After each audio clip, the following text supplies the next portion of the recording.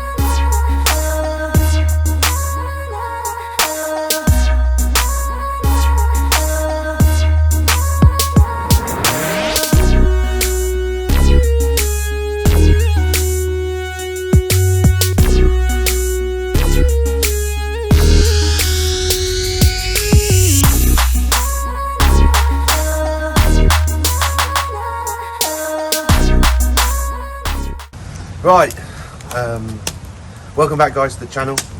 We've been diving this morning, had a few good dives. This is my good mate Paul here, we've been diving with today. He's also a bit of a watchman.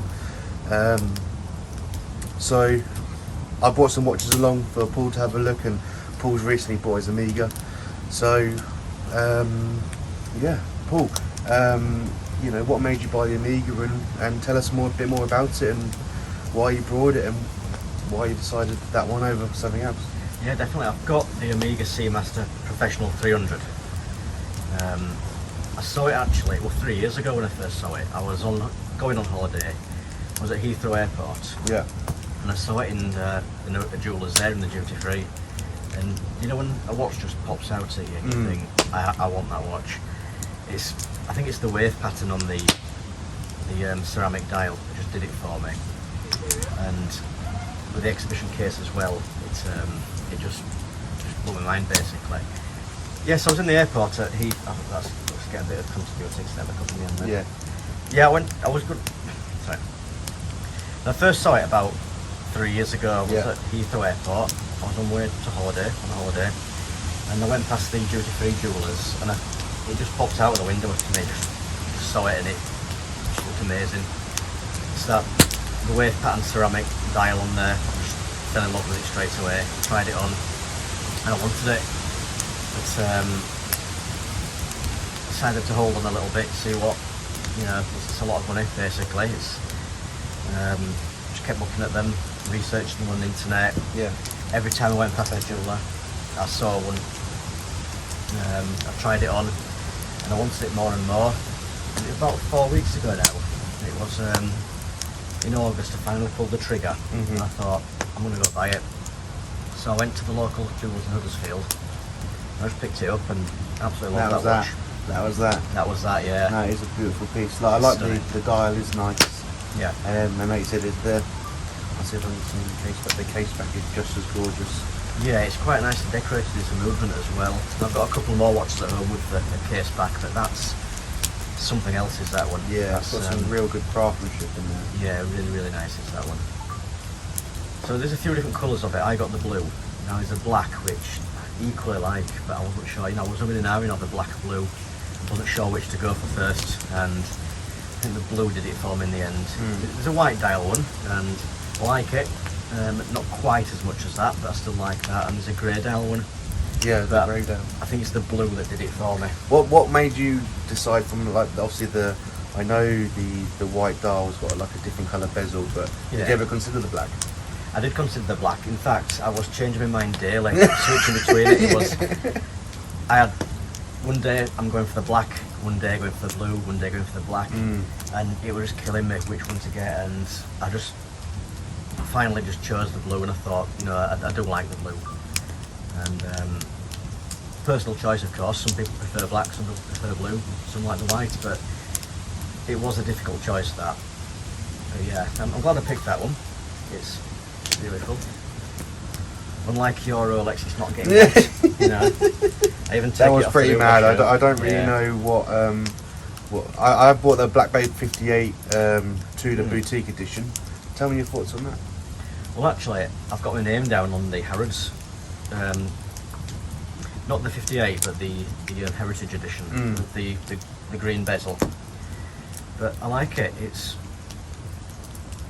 almost identical to the Submariner in a way. Different, obviously different. The snowflake hands on there, a little bit different. The snowflake hands are almost like, I wasn't too keen on them to start with, but with this particular one, like, the hands are like bronze and they've got a nice dingy colour. Yeah. And they just seem to work, but the others I think they've got like a matte colour finish to them. Yeah. And maybe they're a bit chunkier and a bit more substance in there. But on that one, it doesn't pop off too much. It looks quite subtle and quite nice, and I thought that's the bit what obviously I like about it. And obviously the colours change quite dramatically. Yeah, the colours change quite a lot from the case back there, the original, to the actual. I have actually worn it and whatnot. Well. But it's a weird colour. Like, obviously it is bronze, but I don't know. You get different tinges of colours pop off every now and then. If you like re-wipe it or something, and then it kind of it just changes colour again. And it is different, definitely. It's really nice, but it's got quite like a classic look. There's obviously no crown guards there. It's quite simple. It's quite an easy. older classic look to obviously it. there's no date in there. It's just a simple, effective solution. Yeah. I'd be quite keen to see what Tudor do in terms of slowly releasing other bronze models out with a bracelet in the future. I've got a feeling that they're going to be changing the dial with the dial, obviously the bezel colours. I reckon they might have the brown bezel but with a black dial to make it different to like the boutique edition, rather than, you know, banging the same watch out, because I don't think they're going to do the same if that is the boutique edition. But I am quite keen, but I've always fancied that. The bracelet is something quite special. You don't really get many. Before that one, I was quite keen on like the Panerai Bronzo, but even them, they're never coming on a bracelet. They're always going to be straps. Absolutely. You know, deployment strap or rubber strap or whatnot. One thing I'm not over keen on the bracelet is the rivets. Obviously they're not real rivets, are they? No, they're like style, aren't they? You can tell as well, which does let it down slightly, but still it's a nice solid. But in terms of price point, you can't beat it. It cannot beat that for price. Real, you know, it's a real strange price point. It's quality for the price. That is probably the best watch to buy for that price. And in terms of like second-hand value on the grey market, obviously it's similar to the Harrods, selling a little bit over list. There's a little bit on list as well. Yeah, probably about extra 1,000, I'd say, extra 1,500. Not crazy. The name's down the Harrods Heritage one, and I just love the green bezel on that. And it's probably been down since I think May when I put my name on the list. So I've still got quite a while to go yet on there. You never know though, do you? You just need to get the cool one. As soon as I get that cool, I'm going to get that, but the bezel itself just sounds, when you rotate that, solid. There's no playback whatsoever. The only thing I would say about that is if you wear that for a month and then go back to like go to a Rolex, you can tell the difference. It's just, I don't know. You're definitely like, cool. This is definitely a bit better. But obviously it depends what you're used to and what you like. But Tudor seems to be a bit more respectable than used to be as well. Really, they seem to be. They're up and coming. Absolutely, yeah. Absolutely. I feel like they're taking Rolex's early steps in terms of They're doing special editions. They're doing boutique editions. And obviously, if you get a Rolex now, which is a special edition, like boutique edition, kind of, you're talking like the Comex Submariner. Yeah. You're talking, I don't know now. You've lost Comex. You've got, them type of, like the Tiffany sub. Yeah. That's exactly the same as like a Harrods sub, a Harrods Tudor. In 40, 50 years, they're going to be ridiculous. It will be ridiculous. But at the time, it's like, well, I had one of them. Shouldn't have sold it. The nice thing about these is that it looks very much like a sub, but you can get all of them. You can buy them. You can walk into a shop and walk out the same day with them. Yeah. Apart from the Harrods one, of course, but you can just buy these, which is quite nice. But, when I did buy this from the Tudor boutique, they had an expedition of the pieces available, but they weren't. You couldn't buy them on the day. You have to register your interest, then get a call to come and collect it. Yeah. How many they've sold, I don't know. Probably looking, I don't know. When I was there, he said he sold 50 in the first 2 weeks. Wow. So there is a fair few around, I reckon. But how many they produce is unknown. I reckon it'll be around for a good couple of years before anything changes. Yeah.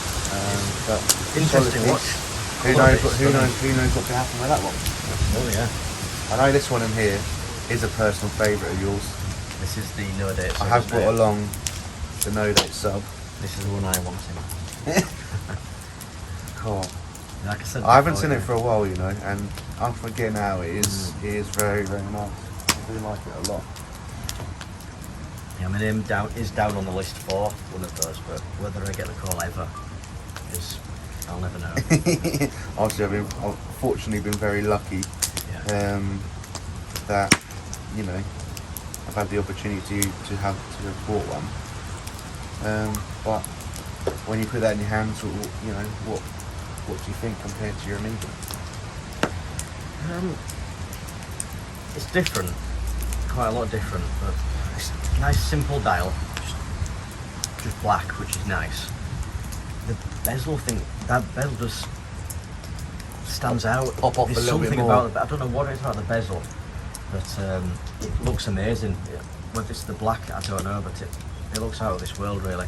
One thing that I do like about this, and I saw this yesterday, is the bezel rotation. Now, they sounded good on the Tudor. Yeah, they've real got that down, haven't they? But that is something else. But it's weird how obviously this is a Tudor, this is a Rolex, sister's company, but it sounds so different. They are different, yeah. And it's almost like they're different on purpose, because obviously they would never have a Tudor at a Rolex level, because that'd be defeating the object. But they're all different, and they just know what they're doing. Tudor sounds amazing, and the Amiga, well, the Amiga's harder because it's the scalloped edges. It's quite difficult to actually get a purchase on it, really.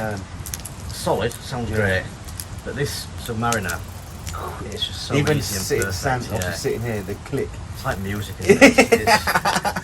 It's stunning. Compared to Amiga, it's a little bit lighter. Yeah. It's not got an exhibition case, but it doesn't need it. It's a Rolex. I wonder. I really look forward to the day Rolex ever bring one out, and what model that would come out on first. Surely they'd have to come out with something their high-end Sky Blue or something on the case. It'd have to be some sort of really something high-end special, edition because thing. obviously they'd put a lot of research and development into it, and they're not going to be selling it for non-date sub money. I would suspect. Absolutely. Yeah. But who knows? But I don't know. I think for me, being a scuba diver, it's an iconic piece, and everyone's heard of the Submariner. It's like it's iconic, isn't it? It's the dive watch, isn't it? I know Omega's got a longer heritage, a rich heritage as well, but Rolex, the Submariner is the watch, isn't it? And it's just stunning. It is stunning. I like both. I'm not sure which one I think looks best, but they both look different. They're both stunning in their own ways. Yeah. Right way around. Yeah, you say that.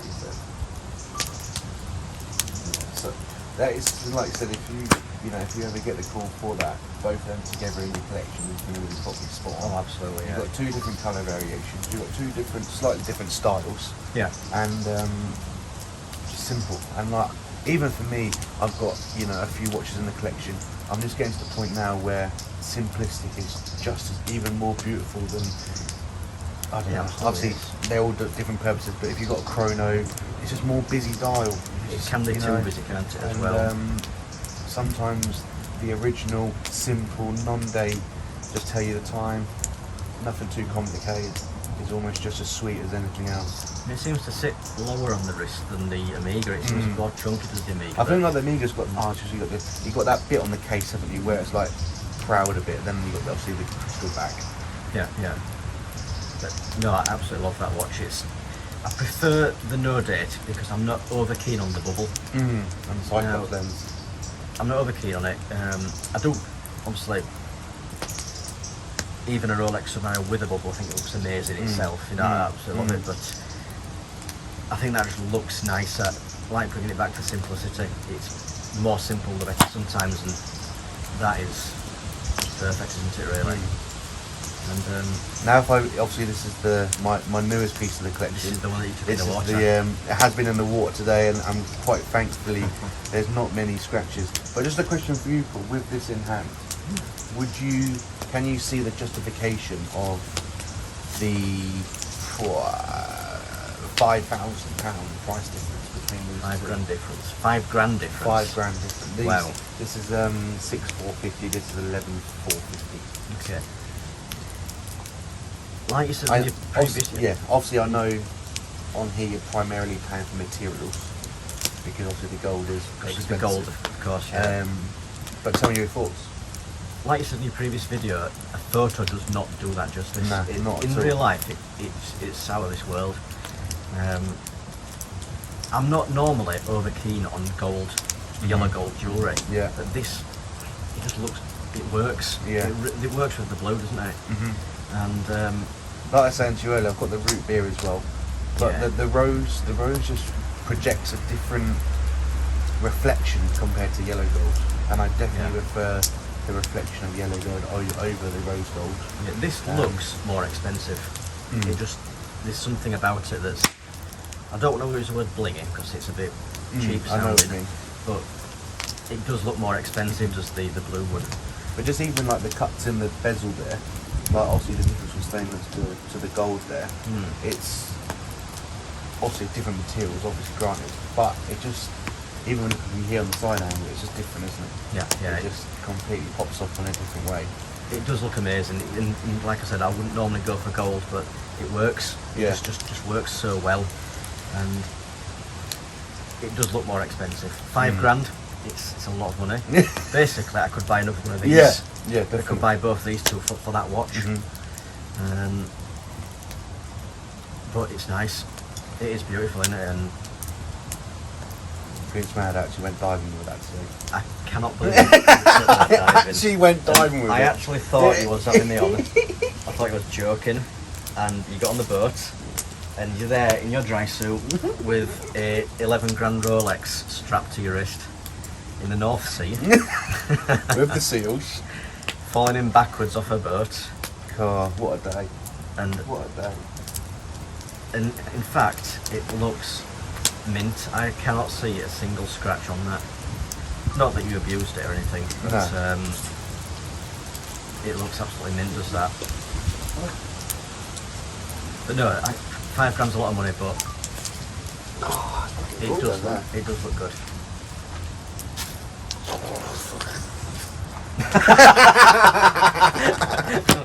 Nice one.